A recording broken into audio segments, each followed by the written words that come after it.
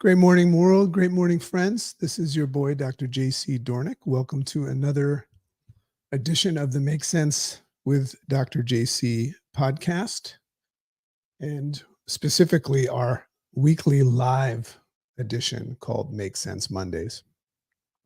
And because we're live right now and we're not, we're gonna be able to clean everything up later on. And this is that moment in the beginning when you're live streaming where potentially nobody's even listening. It's an interesting moment. um, but I'm frequently allowing myself to kind of like make a self-assessment of some big questions that I know a lot of people have. Some of the biggest questions are, what's the meaning of life and what's my purpose and stuff like that. But then an even bigger one of who am I? Our identity thing and all that stuff.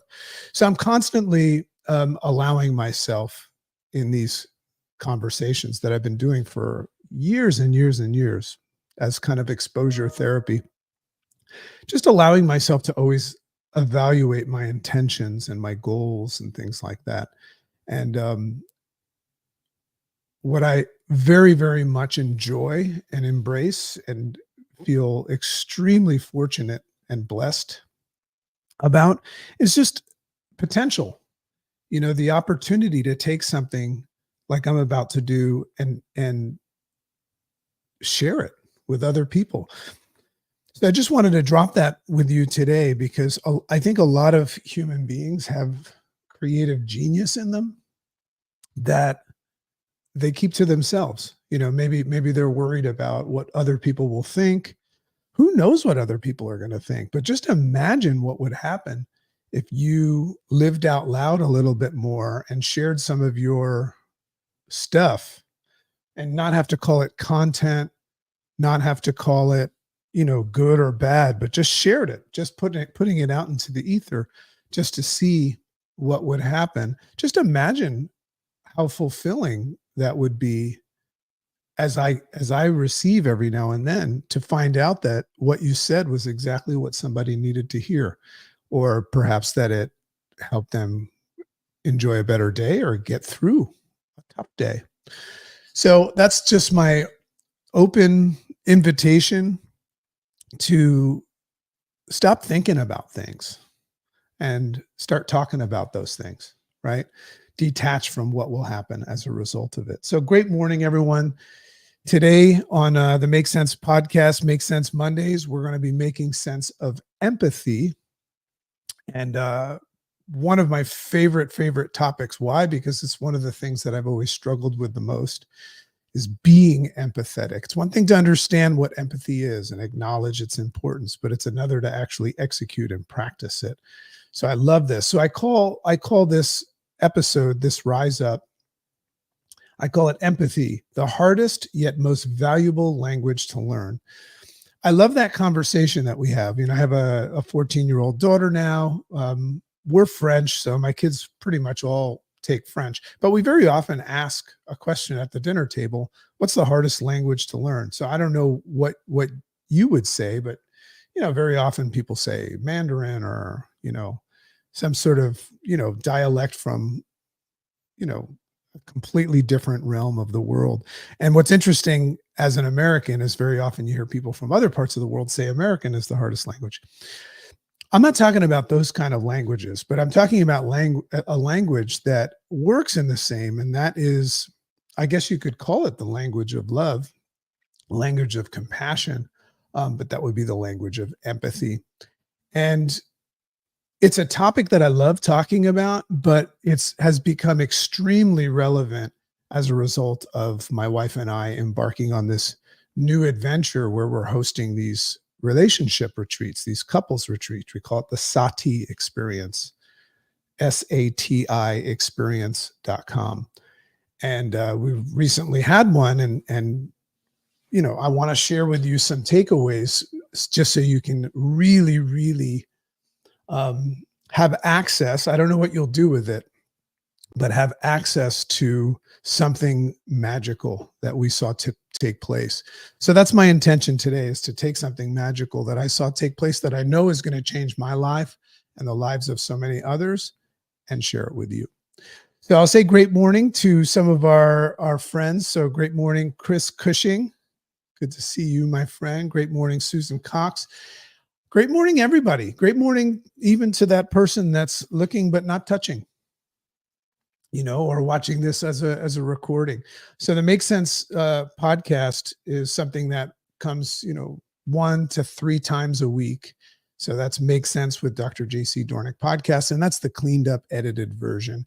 But right now we're in a live format and streaming to social medias, channels, YouTube, Instagram, or not Instagram, LinkedIn, Facebook. So this is an opportunity to come in and ask questions, make distinctions, drop a little positivity, or yell at me. All things are welcome and accepted. So let's get into this. Let's get into today's Rise Up today. We usually don't go past the half hour. And the intention of Make Sense Mondays, it's a format that we use every day in our private community called the Make Sense Academy, which is basically this passion project of mine and potentially my swan song, where I'm going to take everything that I've learned in my 53 years as becoming that's helped me become a successful entrepreneur, a human being that's out of his way and enjoying life, with my priorities in order and all of those things that everybody's trying to do. But also execute with business and leverage your time and create passive income. So we're creating this environment where everything that I have ever learned is being put into discussion and course format. And I'm also bringing in all of these experts from various fields that have impacted my life, like my friend Jim Quick. He's going to be in our environment doing speed reading and memory retention and things like that. So it's like this amazing incubator for personal growth, self-development, but also follow through and execution and actually creating results, whatever that might be that you're looking for, all under one roof at a very, very low cost. So this is my new passion project where I'm no longer unattainable. A lot of people ask questions of what would it cost to work with you one-on-one and all of that stuff. And, our price keeps going up when you're someone like that, because you become more valuable and it becomes less accessible to people. Like go call Tony Robbins right now and ask him what one-on-one coaching would be. So what we've decided to do is take that same experience and put it all under one roof. And at this current moment, through the end of the year, it's $48 a month. And then at the end of the year, it'll go up to 96 or 97. And what's interesting about that is you'll never pay more. So a lot of people are joining the Make Sense Academy and locking in this price to come along the ride as this thing keeps growing and growing and growing in value, and they'll never have to pay more. So that's my intention of, yes, I want to be successful, but at the same time, what's more important is that I become successful on the tail of you becoming successful. So come check it out. Just say Makes Sense, and I'll send you an invite to it. So let's talk about empathy, the hardest yet most valuable language to learn. So what exactly is empathy, right? We all have our own opinion about that. But to begin with, let's look at what life would look like if you were not empathetic. That's a fun place to start with empathy. Great morning, Lori. What would life look like if you were not an empathetic person? So the way I look at it is it would be confusing, problematic, and eventually probably very lonely. I don't know if anybody woke up this morning and said, my goal is to be lonely in life. You might want to detach from life, but I don't think you want to be lonely. So the idea of interfacing with humanity in general, and more so those in our immediate contact sphere without empathy, well, it seems to me like that would be a one-way ticket to what I guess I would assume is a difficult life. Why is that? Why would it be a difficult life if you didn't know how to practice empathy? Well, as somebody, that's a recovering asshole, forget about lonely, but it's just not fun. It's not fun when you know that you really don't care. about others and you only care about yourself, attached to words like selfish and things like that. I mean, there's a time for everything. But the main reason that this would be difficult is, and this includes you and I, is people want to be heard and understood. We all do. We all want to be heard and understood. And why do we want to be heard and understood? It's because we universally, I think, just want to matter. Think about that for a second. Do you want to matter? I mean, everything that you're doing in life, from worshiping, a religion, or trying to be a good husband, a wife, or a father, a sister, a friend, business, all of that stuff. Heck, I'm doing it right now. I'm trying to make an impact with the ultimate goal of me wanting to matter. So that would make it very important for me to want to be understood. Because if you don't understand that of my intentions, which can easily be misunderstood, well, then I don't feel like I matter. So that's why it's very difficult to be a non-empathetic person, is because people pick up very quickly that you don't care. That you don't care.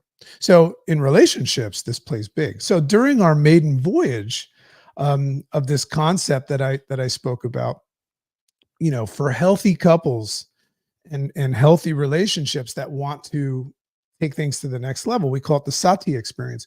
We had this beautiful event. So we had intentions to create this beautiful event, and we planned it. And it was in Paradise in Costa Rica, where we created a program for 6 special couples that varied in age and scenarios and everything like that, that wanted to take their relationships to the next level. That was what these people came. That was their intention. They saw the advertisement and they said, "Hey, we want to come, do the work." They genuinely loved each other. We weren't creating a space for people that were having dysfunction and had complaints about one another. This is a unique experience for people that, they might be ships passing in the night, but they truly love each other, and they're willing to do the work to not only honor one another, but also honor one another to the ultimate extent by saying, "I want to put work into becoming a better husband for you, or a better boyfriend, or a better partner in general," right? So we knew going into this, it was a very big part of our strategy, that empathy played a big role in relationships, right? Understanding one another. The idea of acknowledging, that's a big part of it. Acknowledging, understanding, and sharing, the feelings of one another. Think about what that means. It's one thing to know how to say something in response to somebody else, but it's another to know how to say it in a way that the other person understands that you understand. That's the challenge with empathy, is not just knowing it, but it's executing it. That's what we noticed that people had a lot of room for success with. So attempting to learn what it is like to walk in one another's shoes. And I say attempting because you'll never walk in somebody else's shoes. You'll just get a better sense of it over time.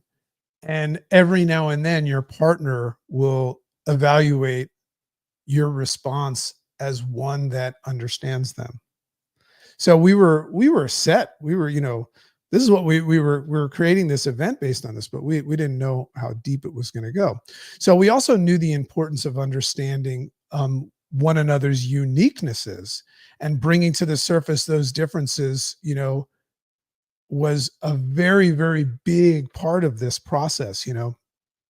Um, Again, acknowledging in relationships that men, women, and just the different roles that we play in relationships, the whole men are from Mars, women are from Venus, which, by the way, can happen in a same-sex relationship or partnership as well. We don't get to decide that stuff. The perceiver, the person involved in their life, gets to decide that stuff.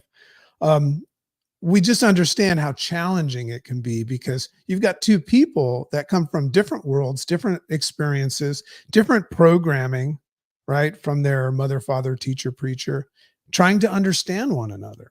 The easiest thing for you to do, which is difficult in itself, would be to be empathetic for yourself, right? Don't we struggle with that sometimes? So let alone try to be empathetic for someone else that's a different sex perhaps, or from a different perspective, a different walk of life, a different knee-jerk reaction, different stress response, different experiences.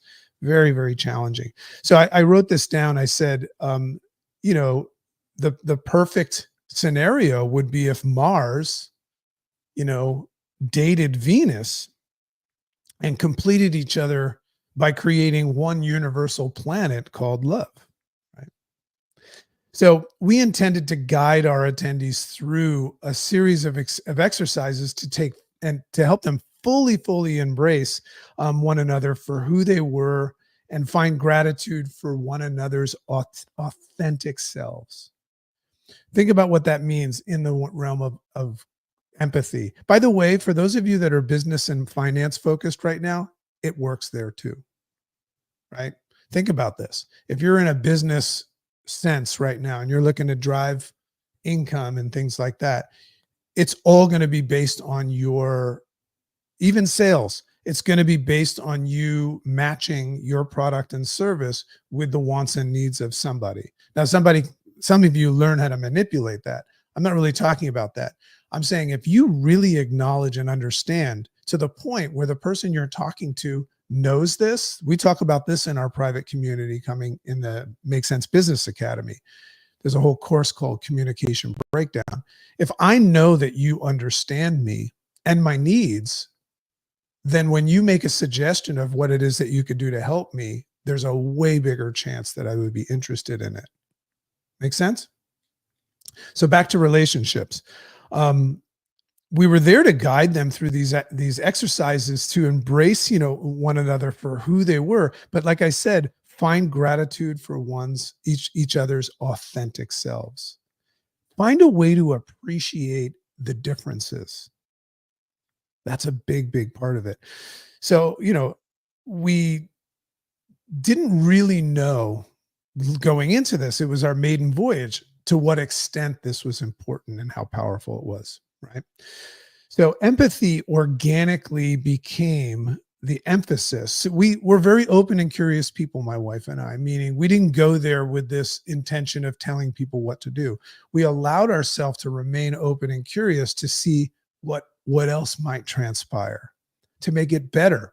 You know, our next trip is going to be in February around Valentine's Day, and we're going to take another 6 couples. God, these people are in for a treat. But then the people after them are in for a treat as well. Great morning, Catherine. So we came to the conclusion, and this is I wanted to share with you. We came to the conclusion that the primary tool to level up one another's empathy, grasp this if you can, the primary tool to level up one another's empathy was the practice of present time awareness. Now, we talk about this in our Make Sense Academy all the time. One of the most challenging things for a human being to do is practice being present and aware of what is actually happening now, which if you think about it, is the only thing that's happening. If you're living in the past and the future, you're living in a fantasy world that has already passed and is no longer relevant, or may not ever happen. So if your present moment awareness of one another and yourself is functional, you have a way better chance of practicing empathy. Think about it. If you're living in the future or the past, your practice of empathy is going to be affected by where your head is at. But if you're living right in the present moment, you have an opportunity to do something extraordinary. And what I wrote is noticing that, or noticing what is actually happening around you both now, not predicting it, not basing it on the illusion, so that you can make healthy decisions that are in support of one another with the mutual goal of strengthening and elevating your love. That's what these people came on this trip to do, to strengthen and elevate their love. Anybody into that? Now, if you're listening to this and you're in a place where you say, I don't want to strengthen and elevate the love with the person I'm with, well, that's another discussion, right? You might need to speak to somebody else about an exit plan or some sort of reparation. I mean, my wife is a very successful therapist. She's a sex therapist, but also a mental health therapist.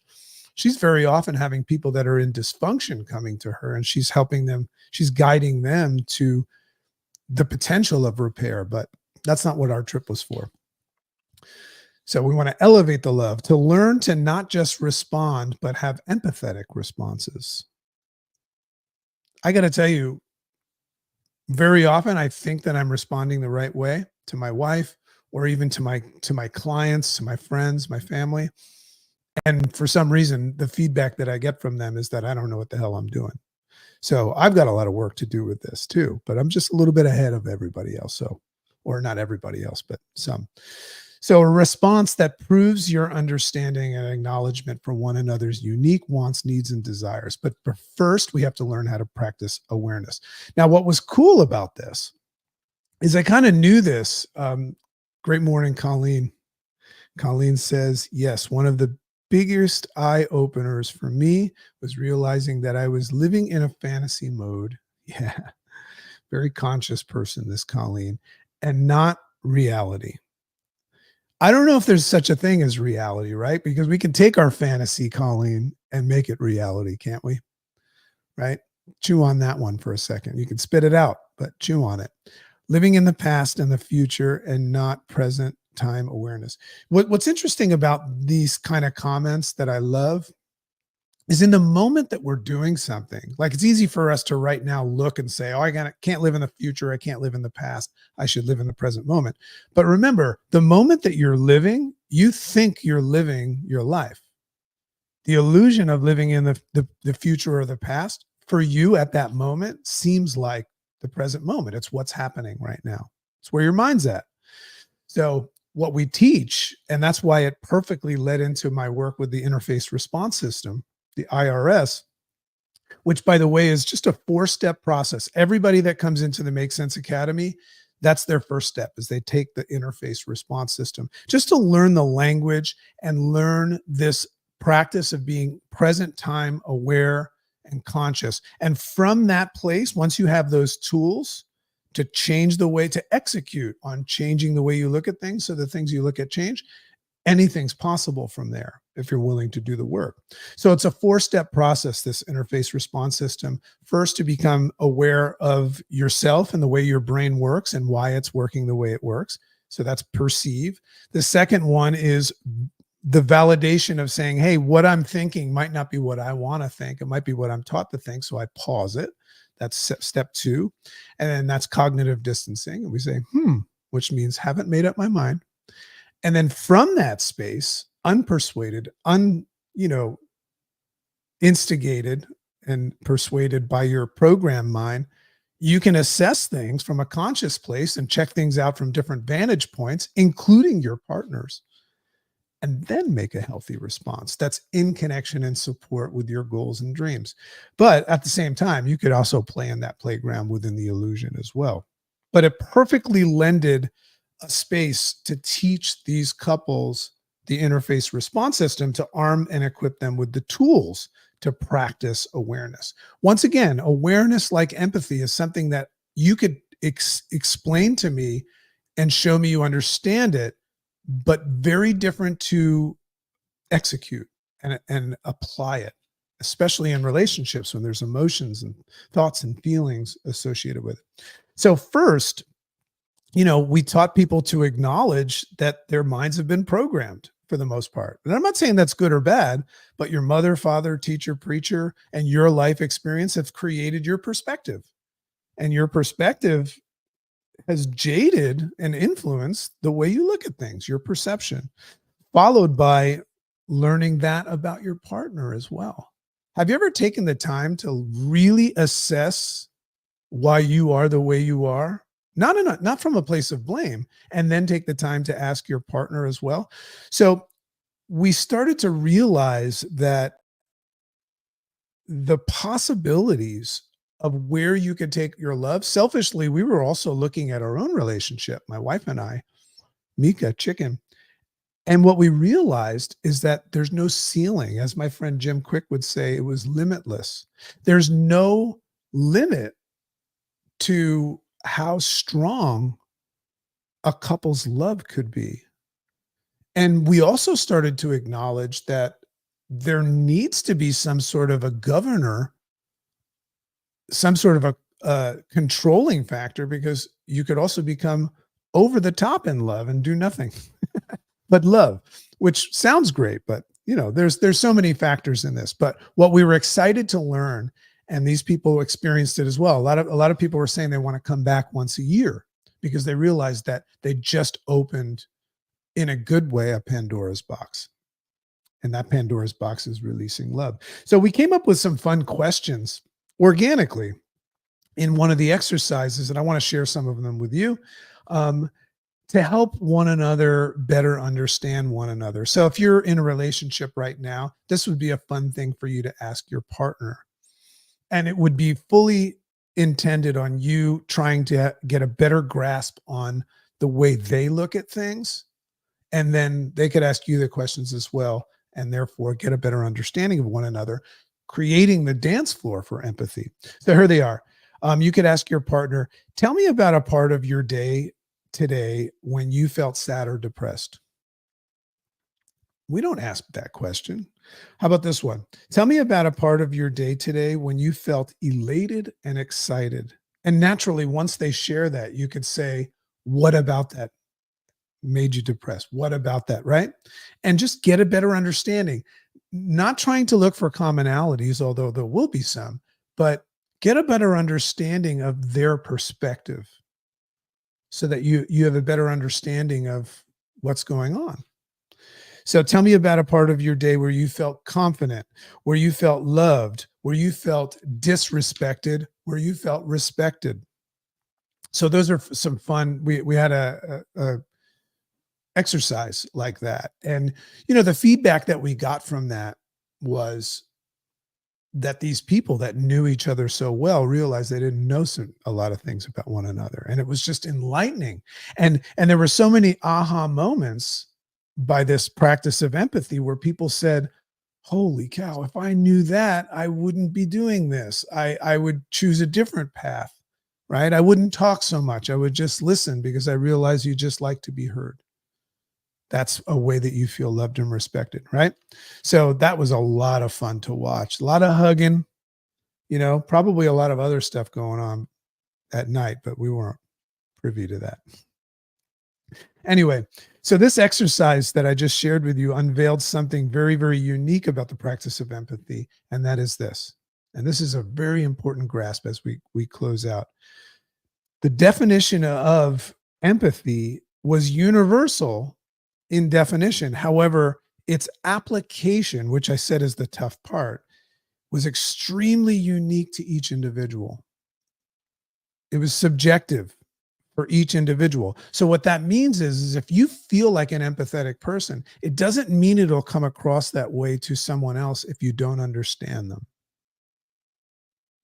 That was the biggest breakthrough, and that's the evolution of the Sati experience. Very, very cool what's going on there and what's to come. By the way, all you got to do is reach out and just say, you want information on Sati. We have a website, Sati Experience. Probably in a week or so, we'll announce the next trip. But if you want to just get in that realm and even get part of our blogs and stuff like that, just reach out and say, give me some Sati. So this brought light to the importance of becoming aware of what life looks like through one another's lenses. They're different. They're different. And, here I am. I don't wear any lenses, but that's what my wife knows about me. That's the way I look at life through my own, not somebody else's.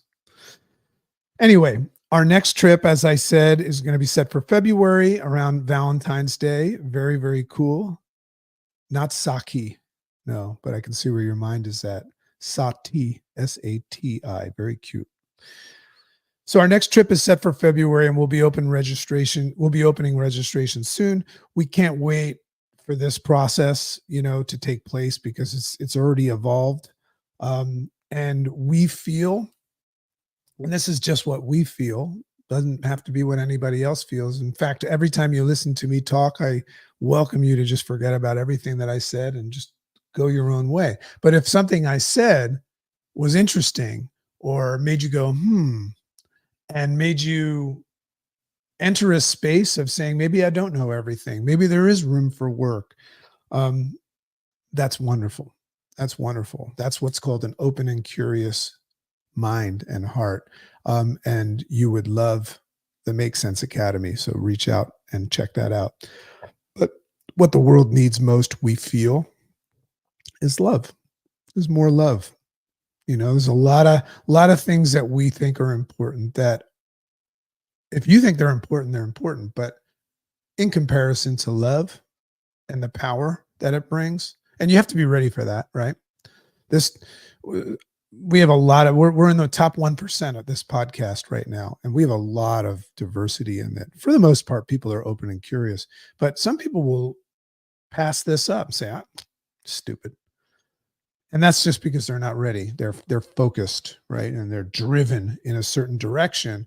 But what they don't know is that they're on a line that they were put on by somebody else. You always have to ask yourself, what's at the end of that line? Make sense? So have an amazing day, and I hope things go your way. And if you learned something today, give it away. A lot of rhyming right now, because it's only when you learn something and give it away, meaning share it with others, share this podcast, share this video, share the Make Sense Academy. When you pay forward something that you are in love with, that is serving you, it becomes yours.